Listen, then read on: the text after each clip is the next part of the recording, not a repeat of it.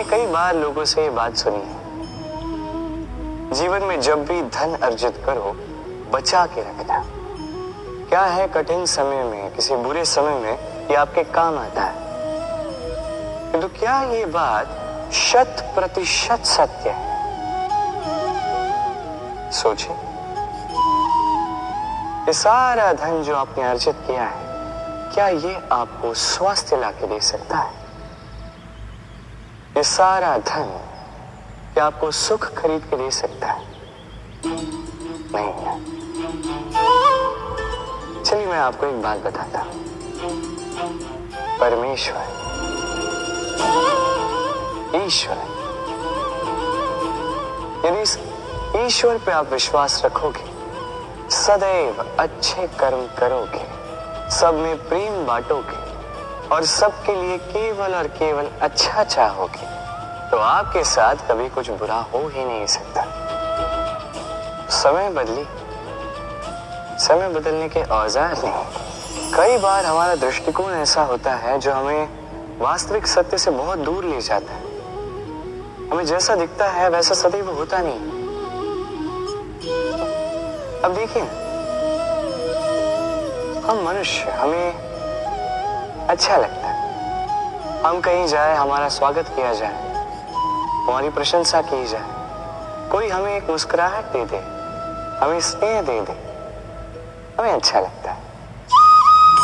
किंतु यदि कोई क्रोध करे, कटाक्ष करे, व्यंग करे, तो हम तुरंत ही उसे अपना शत्रु मान लेते हैं, उस पर क्रोधित हो जाते हैं। एक बात स्मरण रखिए,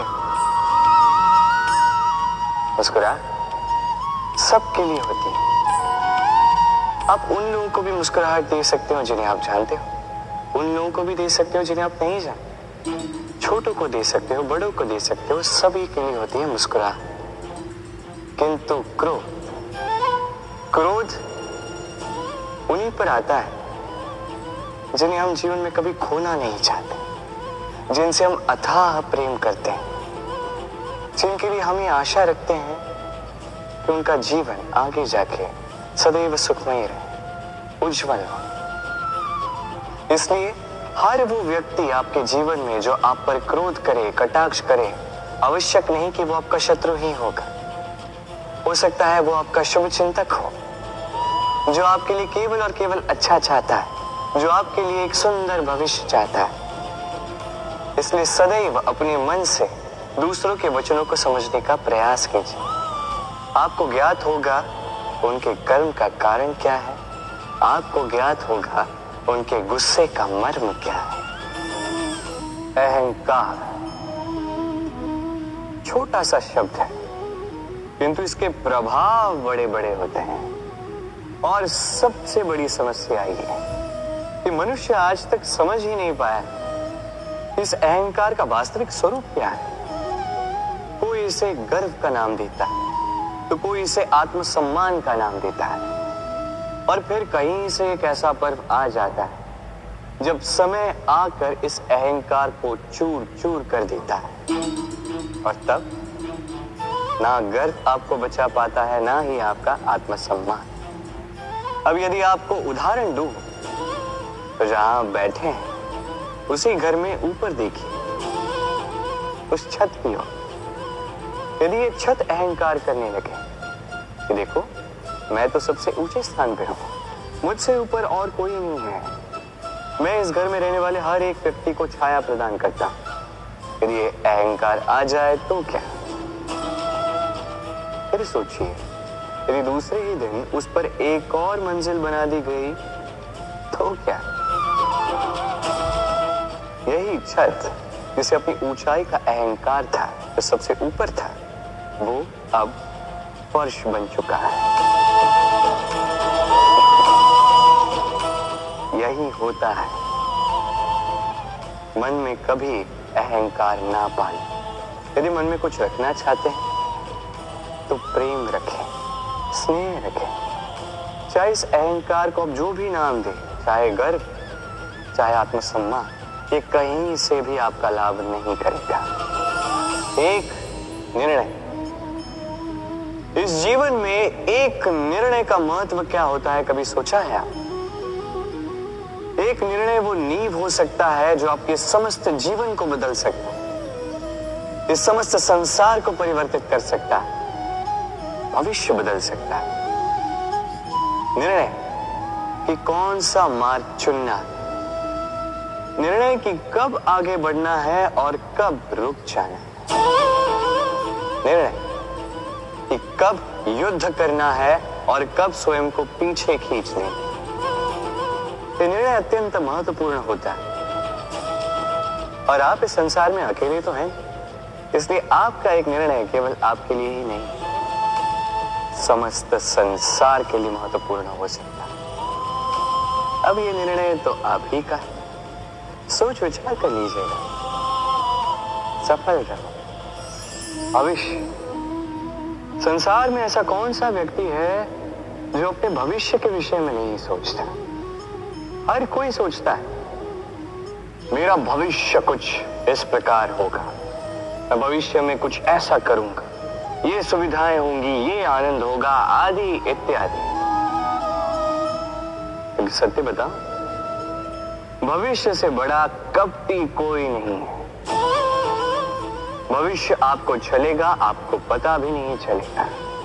ये भविष्य आपसे आपका वर्तमान छीन लेगा। कई बार हम भविष्य के विषय में सोचते रहते हैं, उसकी चिंता करते हैं, भविष्य से स्वयं को इतना घेर लेते हैं कि वर्तमान क्या है भूल जाते हैं, उसका भान ही हमें नहीं रहता। सोचिए, भविष्य क्या है? भविष्य वो है जो अब तक घटित नहीं हुआ, वर्तमान वो है जो अभी घट रहा है। तो जो अब तक घटित ही नहीं हुआ उसके विषय में सोच के स्वयं को इतना परेशान क्यों करना? ये वर्तमान, ये अत्यंत महत्वपूर्ण है, इस पर सारा ध्यान केंद्रित कीजिए। मन में लक्ष्य अवश्य रखिए, किंतु पूरा ध्यान केवल वर्तमान पर। इस वर्तमान को संभाल लोगे तो आपका भविष्य वैसे ही उज्जवल होता जाएगा। कैसे हैं आप?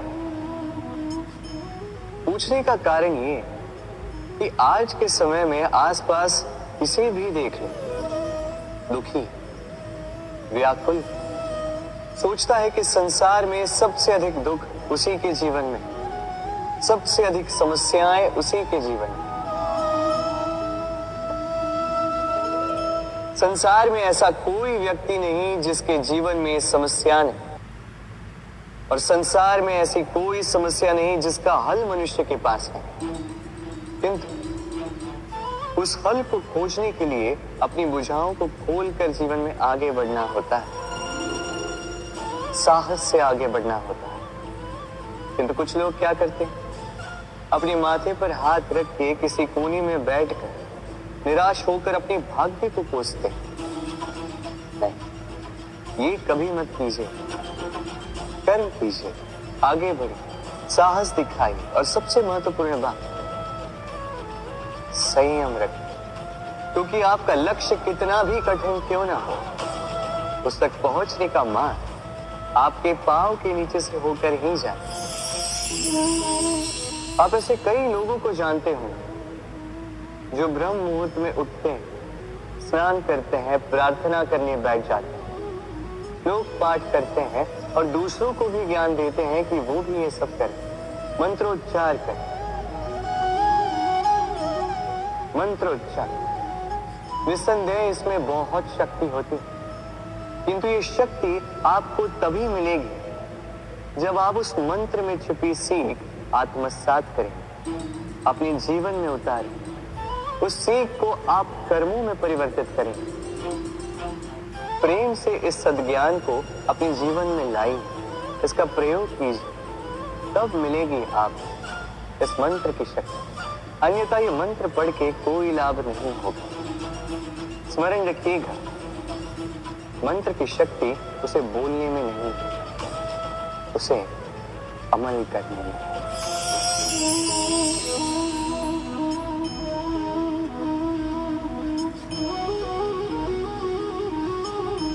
चलिए आज आपसे एक प्रश्न पूछता हूं। मनुष्य अंधकार से भयभीत रहता है, ऐसा क्यों? इसका उत्तर है कि इस अंधकार में मनुष्य कुछ देख नहीं पाता, ना आगे देख पाता है ना पीछे, आसपास क्या है समझ नहीं पाता, ना अपनी राह देख पाता है ना अपना लक्ष्य। इसके कारण अपना विश्वास खो देता है और इसी कारण से भयभीत हो जाता है।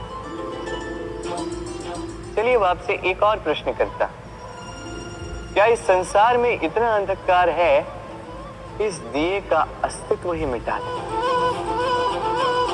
नहीं, उल्टा ये दिया अंधकार को चुनौती देता है, स्वयं जलकर संसार को प्रकाश देता है ये छोटा सा दिया।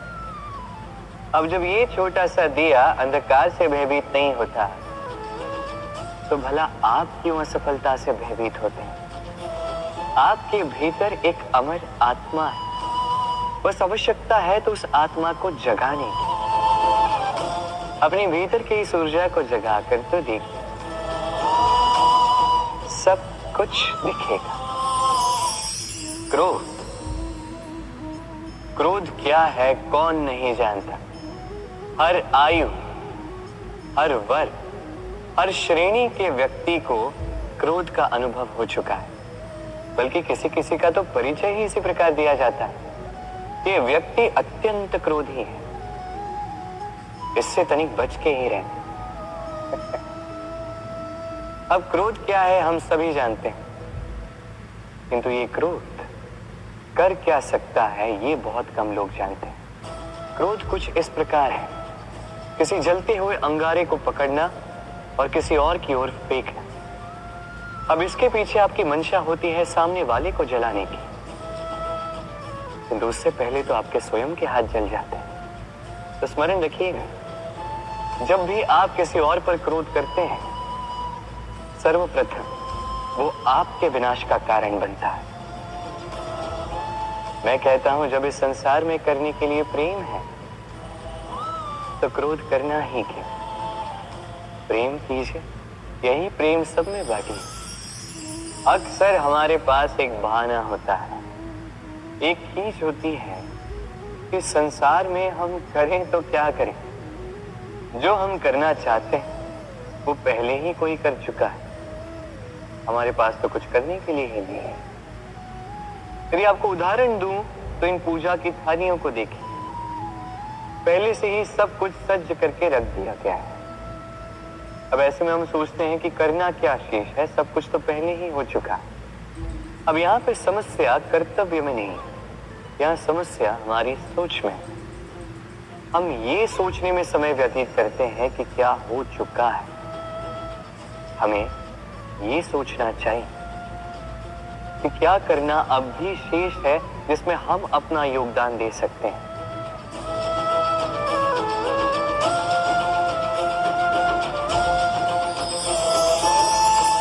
समझे? संसार में ऐसा कोई कार्य नहीं जो पूरा, आप सदैव उसे आगे बढ़ाने के लिए प्रयास कर सकते हैं। आप उस कार्य को और श्रेष्ठ बना सकते हैं, बस आवश्यकता है तो सकारात्मकता की। कहते हैं हमारे जीवन का हर एक पल स्वर्ण होता है। अब या तो हम इसे अपने पास रख सकते हैं या तो इसे जाने दे सकते हैं, क्योंकि यही छोटे छोटे पल है जो हमारे जीवन को बनाते हैं। अब ये जीवन कैसा होगा ये हम पर निर्भर करता है। यदि आप एक एक पल संवारेंगे नहीं, यदि आप एक एक पल प्रेम नहीं करेंगे, यदि आप एक एक पल स्नेह का आनंद नहीं उठाएंगे, तो देखते ही देखते आपका समस्त जीवन नष्ट हो जाएगा, आपको पता भी नहीं चलेगा। अर्थात ये समय सोना नहीं है, इसे हम सोना बना अवश्य सकते हैं हमारे प्रयासों से। ये समय केवल एक हल है जो भूमि को जोत सकता है और कुछ नहीं। एक अत्यंत महत्वपूर्ण बात स्मरण रखिएगा, आपके पास केवल समय है। अब इसका आप सोना बनाते हैं या सोने में इसे व्यर्थ करते हैं, निर्णय आपका है। भगवान हर कठिन परिस्थिति में यही नाम है जो हमें हल देता है। व्यक्ति जाता है, भगवान की पूजा करता है, आराधना करता है, पाठ पढ़ता है, मंदिर में जाता है, घंटी बजाता है, भगवान को उठाता है और फिर आरंभ होते हैं सारे प्रश्न। हे भगवान, मेरे साथ ऐसा क्यों हो रहा है? क्यों मेरे ही जीवन में इतना दुख है? मैं कैसे इसका सामना करूं?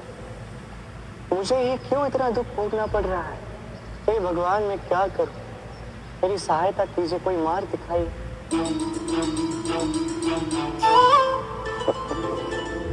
चलिए मैं आपसे प्रश्न करता हूं। मंदिर में जाने का प्रयास करने से पूर्व क्या आपने आपके जीवन में उतना प्रयास किया जितना उस समस्या को दूर करने के लिए आवश्यक था? दूसरा प्रश्न, भगवान को उठाने से पूर्व क्या आपने स्वयं को जगाया? धरा पर उगी हुई ये छोटी सी धूप कभी आपने देखी है? ध्रुव घास जो हमारे पैरों को शीतल करती है, इस पे यदि बैठोगे तो ऐसा लगता है जैसे बिछोने पे बैठे हैं। इतनी छोटी है किंतु इसमें गुण इतने अधिक, और जितनी छोटी है उतनी ही बड़ी शिक्षक भी। कैसे? सोचिए, पतझड़ की ऋतु के पश्चात सारे पत्ते एकत्रित हो जाते हैं। एक छोटी सी चिंगारी सबको जला देती है, सारे पत्ते जलकर राख हो जाते हैं, किंतु इस घास को कुछ नहीं होता। ये वैसे की वैसे ही रहती है। कारण क्या है? पहला कारण, ये छोटी होती है। दूसरा कारण, ये विनम्र होते हैं, बड़ी सरलता से दब जाते हैं। तीसरा कारण, इनमें नमी होती है। आप भी स्वयं को इसी प्रकार बना दीजिए। कभी भी स्वयं को किसी और से बड़ा मत समझिए। अपने इस मन को कोमल बनाए रखिएगा। और सबसे बड़ी बात, अपने इस मन में सहानुभूति, प्रेम और विश्वास की नमी बनाए रखिएगा। यदि ऐसा करोगे तो जीवन सदैव सुखी रहेगा।